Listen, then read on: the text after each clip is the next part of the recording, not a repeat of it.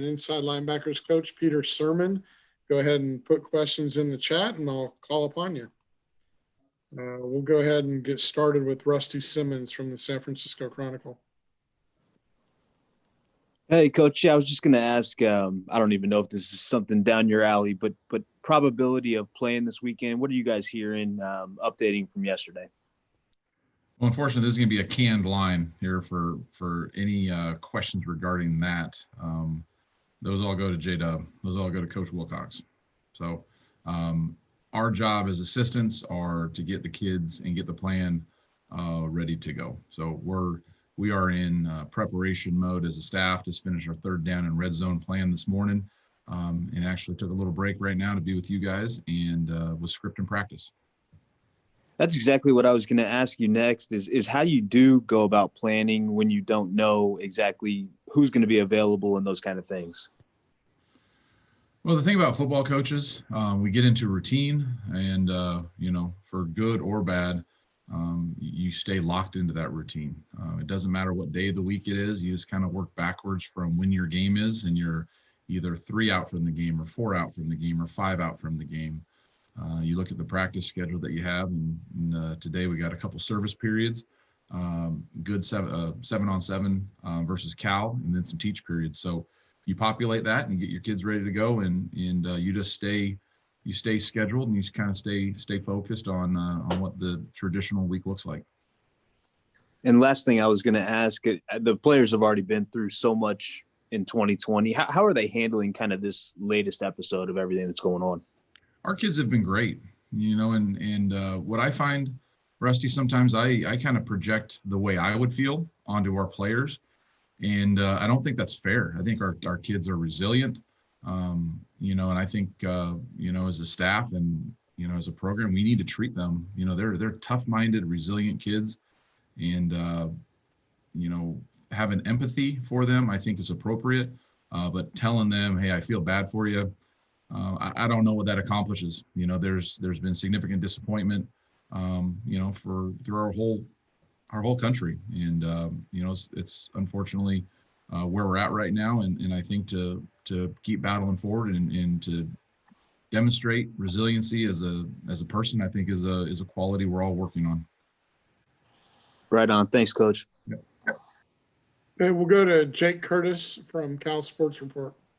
Yeah, Peter, are you looking at players from different positions they're not familiar with, to put in a position where you might be needed because the players are not available? That's a good question. We're always looking at player flexibility. In this particular situation, it lends itself to being extremely challenging. We have discussed that, but at the same time, with numbers being down, honestly, we're battling to keep it too deep, and to keep guys safe and healthy and continuing to get ready for a game. Is everybody who might play on Saturday available to practice? Well, I think it's pretty well documented. We got a significant amount of guys in quarantine, so those guys are obviously unavailable to practice right now. Okay, and just to expand a little bit on what I asked in the first place. So you have guys that are not playing a position that they typically play in order to prepare for an eventuality? Say that again? You have guys who are playing a position that they don't normally play in order to be prepared for an eventuality of needing a person at a position that they don't normally play. We have not gone through a wholesale change of moving positions, of moving. I'm sure you're of guys moving into position. We have not gone through a wholesale change of that. We are in the way we were preparing is in the eventuality of getting the quarantine players back to play their natural positions and when they've been trained to play. Okay, great. Thank you. Okay, we'll go to Trace Travers from Rivals.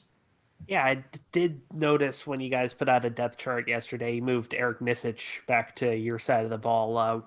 What was kind of I think we can kind of understand the impetus behind that change, but what does he do well on the defensive line? We were very optimistic with Eric. He has spent time with us on the defensive line before, and that's what made him a candidate to come on back and join us. He's athletic. He bends extremely well for a man his size, and he's got heavy hands. He does a good job of striking blocks. AB will continue to train him, but he's a bright, thoughtful, hardworking guy, and he has size. So we were excited to be able to get him back on our side of the ball. And one thing before the season that you mentioned, or that Coach Wilcox mentioned that you mentioned, was the alert fatigue that comes with, having a game and then having it canceled and moved. How are you guys dealing with that this week and last week? We're talking about it with our guys. I think it goes back to the resiliency. There's, the word is probably being overused, but we are being extremely transparent with the information that we have to our players. What we do every weekend is a short-term objective of our program, but the trust and the relationships that have been built and that will continue to be built throughout their career here, I think is of the utmost importance. And I think you got to be very mindful of jeopardizing that and not being truthful and upfront. Most of these guys are all smarter than me, and they can see through nonsense. They can see through, things that you're not being upfront about. And I don't think it ultimately benefits anybody moving forward to make anybody better or the relationships better that are completely necessary to win at a high level. Fantastic. Thank you. We'll move to David Bush from Bear Insider. Yeah, Coach. Arizona State obviously had SC on the ropes and then let it get away. What do you see in their offense? What do they do? What worries you most about what they present? Number five. Jaden does he's an excellent player, and I think they've done some things with him development wise.